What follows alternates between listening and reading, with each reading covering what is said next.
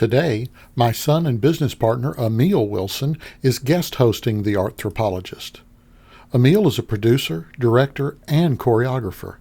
He is the senior partner for the creative services and advertising agency Hapax Creative. He is also an adjunct professor of theater at Jackson State University. During the pandemic, all his classes had to transition to online, which opened up many opportunities for guest lecturers. This interview with Doc Davis was recorded as part of the switch to online learning for his introduction to theater class. Doc Davis has his MFA in Audio Design and Engineering from the University of Illinois in Urbana-Champaign and is on the faculty at Otterbein University. Okay, guys, so we're taking this week to talk about technical theater, and I have on the line my friend, former college roommate, collaborator in all sorts of things, Doc Davis, who is an audio engineer and an audio designer, has his MFA in audio design and engineering from University of Illinois, Urbana-Champaign, and is a professor and staff member at Otterbein. Is it Otterbein College or Otterbein University? It's Otterbein University. Otterbein University in Ohio. And I wanted to take a little bit of time and let him talk about what it means to be a designer, especially a designer in something like audio, which, you know, so much of the design world that we've seen so far in class is something you can draw. It's costumes, it's set, things like that. Audio, I think, is much more, it's much more ethereal, and in a lot of ways, I feel like audio requires a better vocabulary for design, because it's not like I can say, make this greener. Right. Exactly. Yeah, no, it's absolutely true. With sound design, especially, it requires a bit more of a technical kind of base to start on, so that you can experiment and work with things. You can't just pull out a pencil and sketch something out. You have to uh, come up with something and actually put it together in some sort of software program in order to get your ideas across. But what you were saying about having a different language is absolutely true. And you do actually get directors who say, I don't know, the sound is a little blue, I think, and being able to work with the director to translate what they mean from like a technical or musical term versus what they are used to saying is a big part of the job. So let's start with just a little bit of how you got to this point. I mean, where'd you start getting involved in audio engineering? Did you always intend? I think, in fact, you were my tech director I was in college. So yeah. So I actually started out doing lighting and sound in high school. Sorry, there's cat hair everywhere. Doing lighting and sound in high school because I took the drama class, the theater class, and I had a lot of computer aptitude.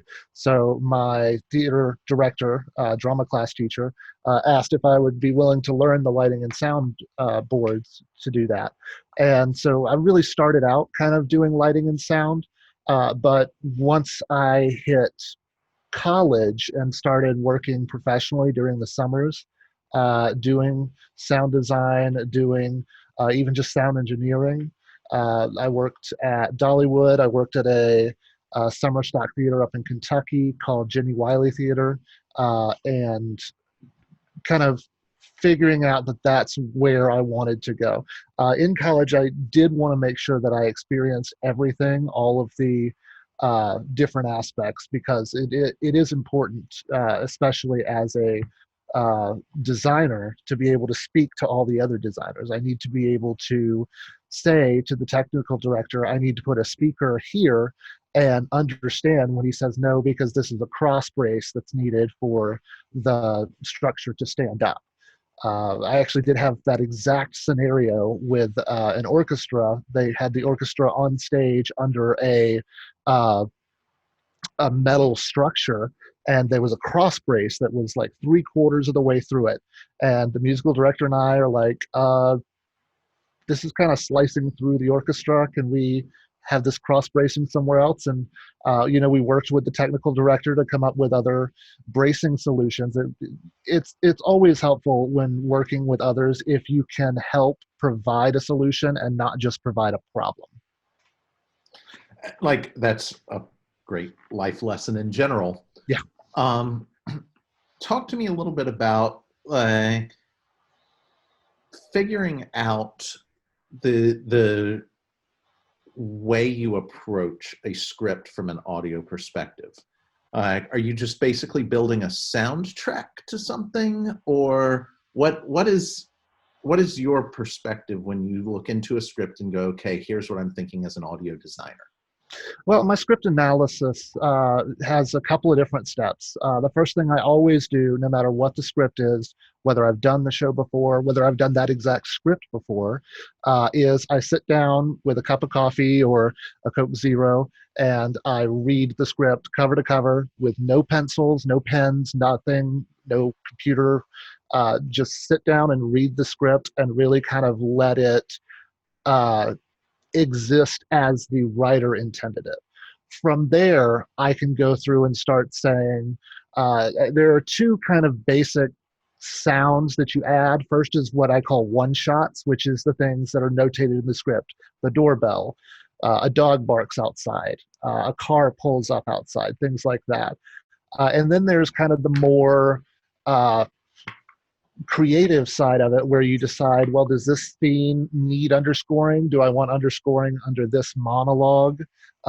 Do I want a soundscape? What do I want to do for pre-show music or sound? What do I want to do for curtain call music or sound? So generally speaking, I work on getting my one shots in a good place first.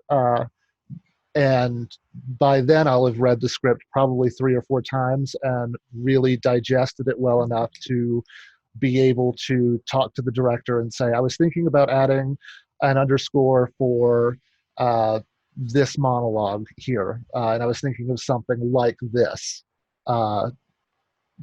So having a familiarity with it so that you can have a discussion with the director about what they're going for. And a big part of it is my approach is kind of the approach of over design. I always make way too many sound cues and intend to cut a lot of them during tech, because I have found that in sound, with lighting, it's a little hard to do that because it's hard to cut lighting cues because then the stage goes dark. But with sound, if you have an underscoring and you're like, well, it's just really not working with what the performer's bringing, or it's just really not adding to the show, it's calling too much attention to itself at this time, then you can much more easily cut a sound cue than you can something like a lighting cue or a prop. So I always kind of over design a little bit just so that I have the room to work in that space. Awesome. You guys, in a design approach, how much of what you're doing is your own vision and how much is the division of the director or collaborative vision? Yeah. So sound especially tends to be, and it absolutely depends on the director. Here at Otterbein, we have 4 or 5, is it 5? I think we have 5 different directors who direct shows. And each director that you work with is different. I have one director who's very much like, I don't know, show me what you got. I've got another director that is very much like he has in his head the show from day one, everything there. And you can work with him on adding some things, but for the most part, he's like, no, I wasn't really thinking of anything there. Or I was thinking that the car pulling up would sound larger, or something like that, very specific. So it runs a spectrum, really, as to how much, and it's all collaboration because the director isn't the one making the sound cues or the underscoring or anything, the microphone choices or anything like that. It's a collaboration in that sense of helping create the director's vision, whereas a director that has less of a defined vision going into the script, going into the show, might be a little bit more collaborative in the way of discovering it as you go, discovering the show. Which reminds me, you and I should probably talk a little bit about Midsummer after this. Yes, sure. So to the students watching this, I have said from the get-go that we will embed your assignments in these videos so that you get I get some proof that you've actually watched the videos.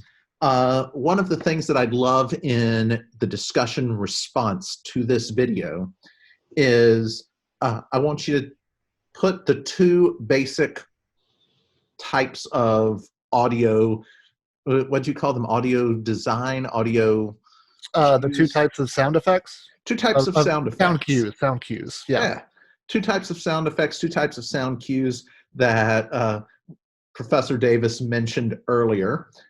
And then I'd love for you in your discussion to say which type of director you would be and why. Would you be more the type that came in with a whole creative vision, or would you be more the type that assembled a team and got some of their vision before completing your own? And I want to know why you would pick that, or why you think that's the way you would work.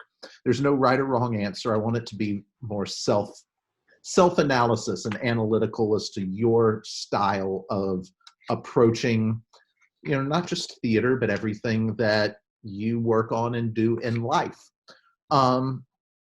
So see how I do that, Doc? Yeah, worked well.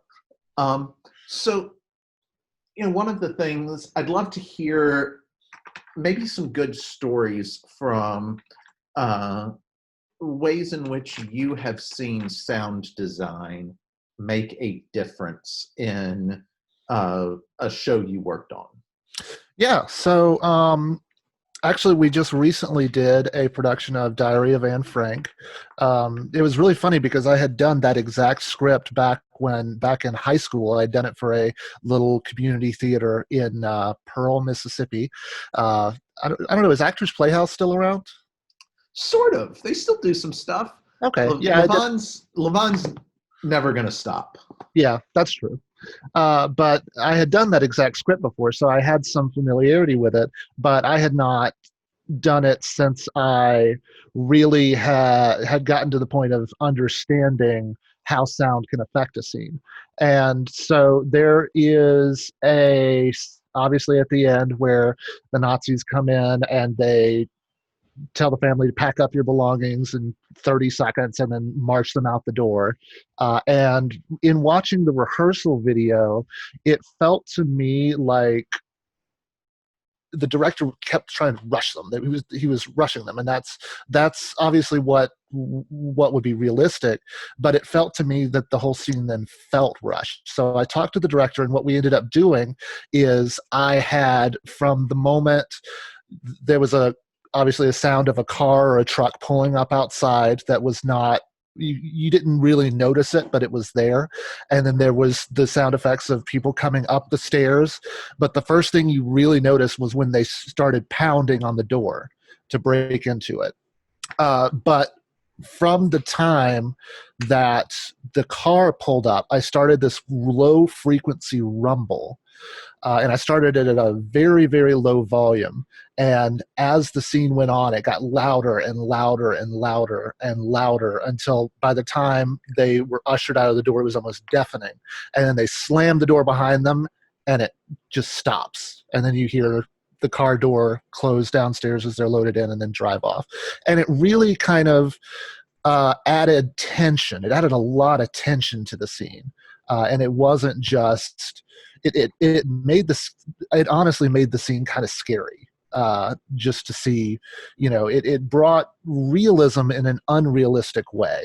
It was obviously not what would be called a diegetic sound. Diegetic sound is something that is happening in the world of the character. So that's a dog barks. Non-diegetic sound is things like underscoring, things that the characters don't actually hear, but that exist to help the scene. So it obviously wasn't a diegetic sound. There wasn't a real rumble happening, but it was more a representation of the tension and the terror that they would have felt as this was happening. So that's one example. You've mentioned mic choice and a couple of things like that. How much of what you're doing is really technical in terms of choosing mics or blending sounds in computer software, and how much of it is emotional design storytelling? Sure. Well, it is almost 100% technical. Because you are using those tools as you are making those emotional discoveries. So it's kind of like, it's a solid question, but it's kind of like asking how much of designing a set involves thinking of what's going to be on the set. You know what I mean? It's sure. It's all interconnected, and a lot of it is technologically based. But I would say in sound design, especially, there's not as much just kind of sitting and visualizing, like just kind of sitting and staring and thinking about what I might do. There's not as much of that.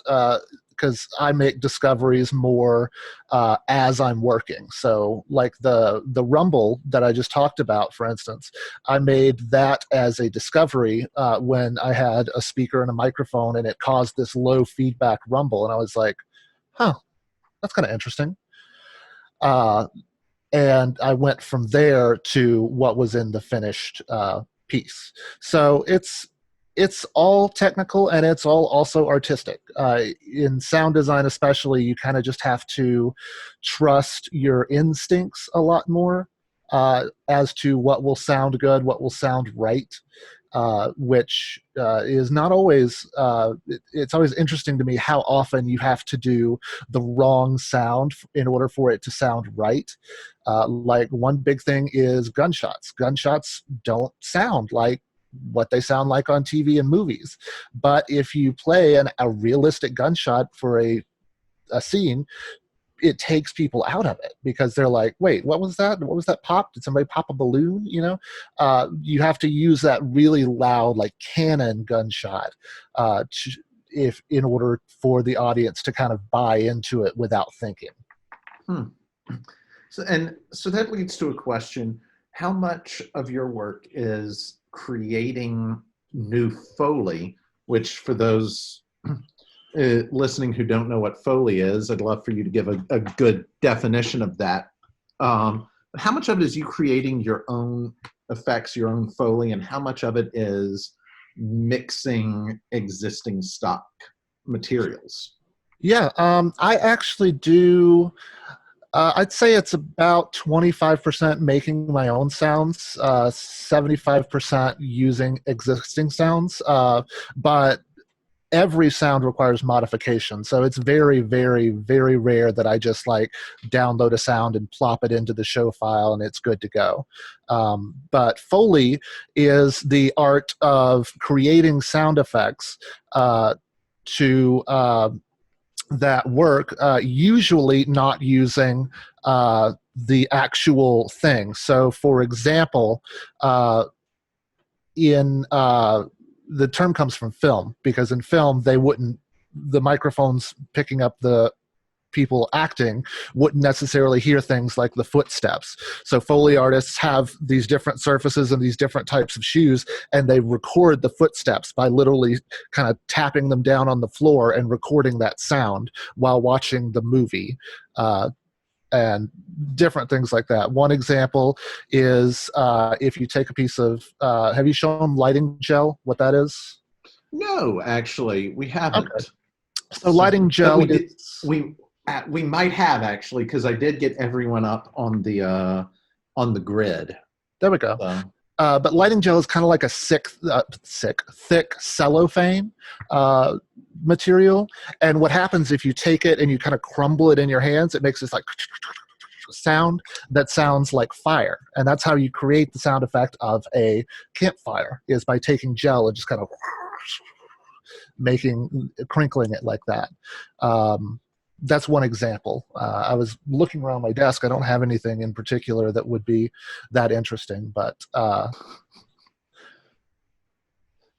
that's cool. So obviously there are sort of those one-off sound effects, but it seems like there's a lot of music involved. Are you a musician? Do you understand music? Tell me about your relationship with music as an audio designer. Sure. Well, my relationship is very close with music. Obviously, I've like everybody, I love music, all kinds of music, different things. I don't know if I would consider myself a quote unquote musician so much as a creator of music. And that sounds like I'm saying the same thing, but I feel like a musician has a bit more connotation of this is what you're doing, whereas the music I create has such a specific use case that I'm creating it for. I'm not a musician, I think, creates music from their own emotions, and I'm creating music from emotions in the show. So I think that's one way of putting it. I don't know if I would call myself a musician, but I do have training in music theory. I have training in composition, and I do some composition and some creation of music for shows.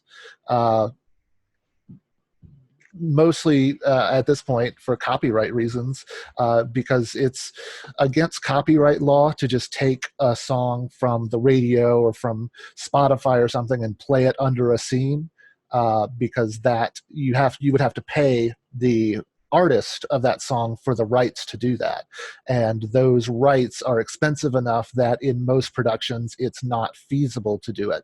So legally it makes a lot more sense for me to compose underscoring and things like that, and it also makes a lot more sense because usually when I create underscoring, it's not something you would just like listen to and jam out, on while you're walking down the street. It's usually something that's very, very simple, maybe like a couple of instruments, maybe just changing notes here and there.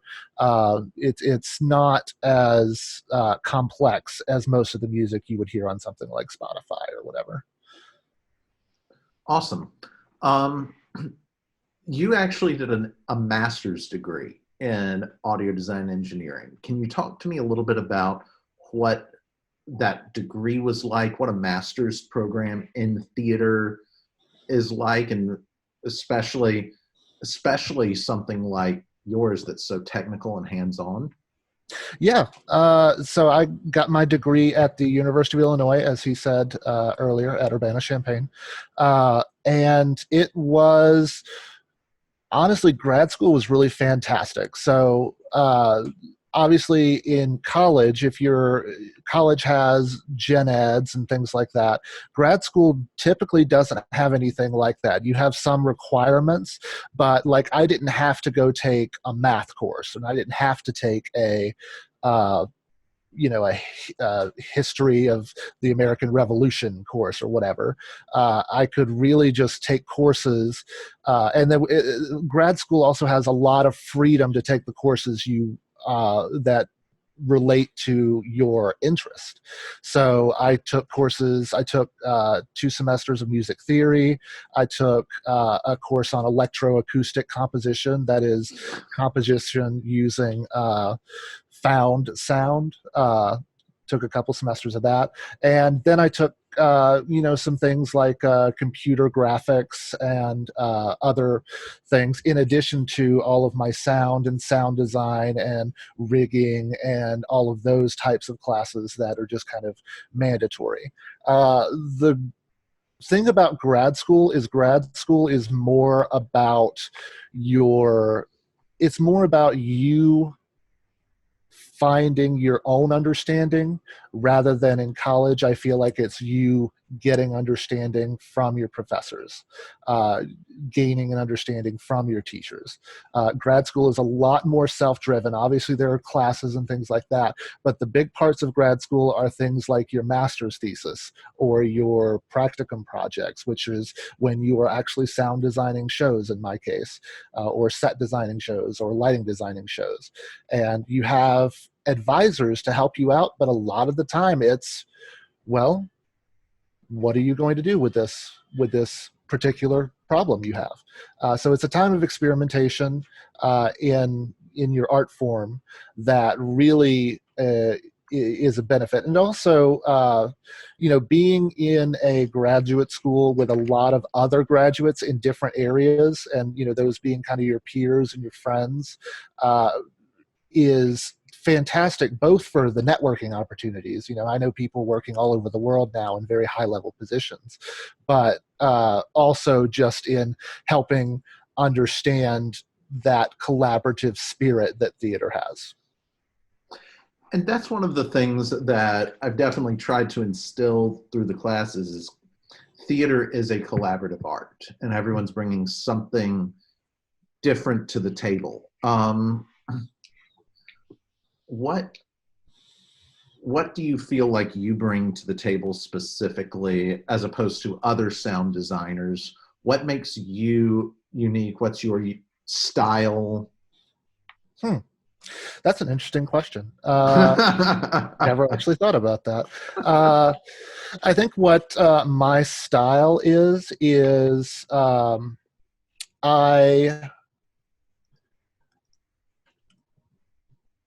I intend to add interest to a piece. My sound designs typically are in service to the work, the play or the musical or whatever, but a lot of sound designers are more by the book, more like, well, we should put some underscoring here because this is Hamlet's soliloquy, and that's where we have underscoring. Whereas I think I like to experiment a little bit more, and I think that leads to some really great development sometimes. So, Awesome. No, that's a great answer. What can you talk a little bit, because I like to talk about the job opportunities in theater, that it's not just a bunch of low-paid actors and fat cat producers. right. Talk to me a little bit about some of the jobs that are associated with audio design and engineering, and some of the experiences. You've actually done a little bit of touring. You've done a wide range of things, and of course we've got friends like Justin and others who have done other wild, crazy things. So yeah, just talk a little bit about the jobs and career paths. Yeah, well, audio is really fantastic because it has so many transferable skills. Everything needs sound reinforcement.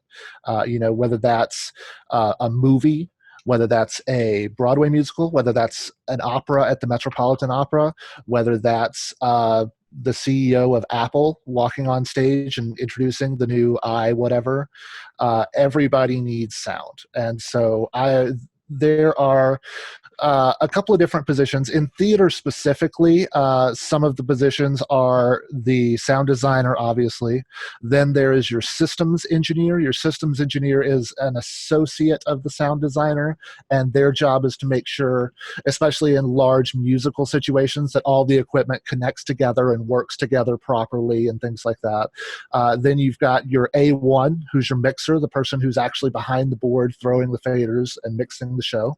You've got your A2 or your assistant audio, and that's the person usually backstage putting microphones on people, setting up microphones, doing things like that. And typically you'll also have a playback engineer who's handling all the sound cues and playback and things like that. And so that's just in a typical Broadway show. That's like five or six positions. But once you leave the theater world, there's also all of these positions in concerts and touring.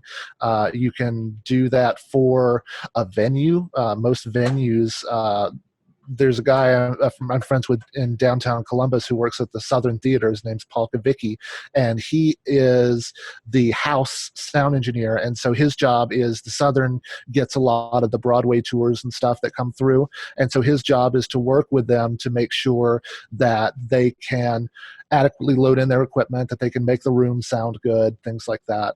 And then there's all of the recorded media.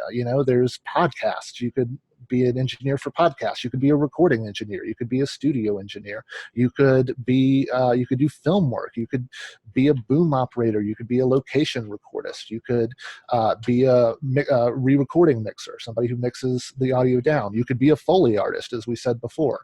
So there's just and all of these just have the same kinds of skills. Obviously there's differences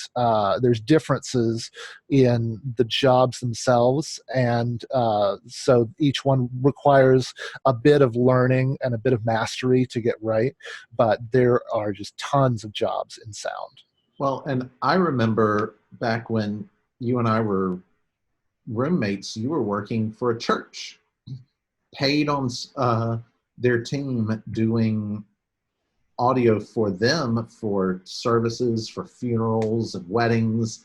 And yeah, absolutely. I think you were making an additional 25% of your salaried income as a production manager for Bellhaven. Yeah. So yeah, so that's another opportunity. There is churches and houses of worship, things like that. Those are big ones. I will also say one thing I always tell my mixers that I'm training, my people who really just want to go out and mix shows, is one of the big things is that they can do. One of the best things they can do is work at a big church for a while as their sound engineer, because it's so live and there's so much that happens that you really have to be on top of it. You really have to, okay, wait, he just traded microphones with that guy, and now this guy's walking onto the pulpit, and which microphone is he holding? And having to figure, and now the pastor's in the back of the house, and it's like the back of the sanctuary, I guess. But there's a lot that I learned from doing that, and I always recommend that my mixers, my people who really want to mix live shows, do that for at least a time. And I mean, like you said, the money's not bad if you can get a good steady position. Yeah, I know. I did work really even after you moved to Otterbein. Back when you were at UIUC, I did work mixing shows for churches, mixing shows for the Iron Horse Grill. I still occasionally pinch hit for the Iron Horse Grill, and every venue is different. Everything requires that you be adaptable. Yeah. And can you talk a little bit about the process of becoming adaptable in your design work? Yeah, it really comes down to it's an emotional thing. I used to have a lot of issue when I would work really hard on a cue and the director's like, no, I don't think that's going to work, and we would cut it. It's really, you just got to kind of have a chill attitude about the whole thing, about, work hard, obviously, and do your best, but understand that this is not the end all be all, and sometimes you are going to have to make things work in situations that are suboptimal, uh, to say the least. And sometimes you're going to have shows that go bad, and sometimes you're going to have shows you're not really proud of. And that's just kind of part of the game of any designer, I think, is that part of being an artist like a designer is failure. So you have to accept that and learn what you can from your failures rather than letting those failures kind of take over and, oh no, I'm terrible, I'm never doing this again, you know. I think one of the things that the business world is finally seeing alongside the art world, and the entrepreneurship side has always promoted this, but the idea of fail forward has really, it feels like it's taken hold in both the business world and the art world. I remember Thomas Edison, was it Edison, who said, I haven't failed 1,000 times, I've only come up with 1,000 ways not to make a light bulb. Yeah, I think that was Edison. Yeah. Of course, Edison stole everything from Tesla. Yeah. So I'm sure Tesla said it in reality. Yeah. But okay, this has been great. This has been about 30 minutes. Is there anything else you think people should know about the work of an audio designer, or some of the technical aspects? Anything you'd like to share for these students? No, not really. I would just say that the big thing about being a sound designer is that everything that the audience hears is your responsibility. So sometimes as a sound designer, it's your job to go to the lighting designer. And my lighting designer is a big lighting designer. He just finished work at the LA Opera. He's going to the Met again in a couple at the end of the year, I think. And he's lit a Tony nominated show. He's won a Drama Desk Award, big lighting designer. But sometimes I have to go to him and say, TJ, these lights are too loud and they're too close to the microphones. We're going to have to do something. And, that's really where collaboration kicks in. So I think, and I would also say sound design, and maybe this is just me and why I do it, but sound design I think is one of the more fun aspects of theater, because you get to really experiment, you get to be really musical, and there's always new toys, new technology coming out to learn. I'm using this little extended spring break and getting some new certifications in networked audio and things like that. So always new innovations in this. If I had a student interested in audio design, or even in like a base level certification, taking something like that, because we don't offer an audio design course, where would you recommend them look on Khan Academy, YouTube? Like where would someone go for some additional education? I have a specific website that I've been using. I think it's still up. It's Kai's Sound Handbook, KAI apostrophe S Sound Handbook. If you Google that, you'll find it. Kai Herida is a Broadway sound designer. He was the associate designer on Wicked. And about that time, he started this website that basically goes through talking about how all this stuff works. And that really kind of was my jump start into that.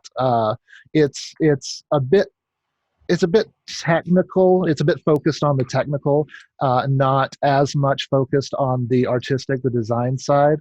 But it is absolutely a great stepping off point for somebody interested in sound in theater.